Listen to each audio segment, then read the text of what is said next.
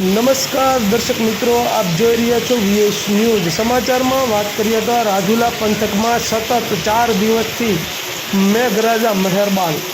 રાજુલા શહેર સહિત ગ્રામ્ય વિસ્તારોમાં ધોધમાર વરસાદ। રાજુલાના ડુંગર, કુંભારિયા, હિંડોરણા, છતડિયા સહિત ગામોમાં વરસાદી માહોલ। રાજુલા શહેરના છતડિયા રોડ પર ગોઠણસમા વરસાદી પાણી ભરાયા। રાજુલા શહેરમાં ધોધમાર વરસાદ વરસી રહ્યો છે। રાજુલા પંથકમાં સતત 4 દિવસથી વરસાદી માહોલ વચ્ચે મેઘરાજા મન મૂકીને વરસ્યા। તો આવા અવનવા સમાચારો જોવા માટે જોતા રહો વીએસ ન્યૂઝ।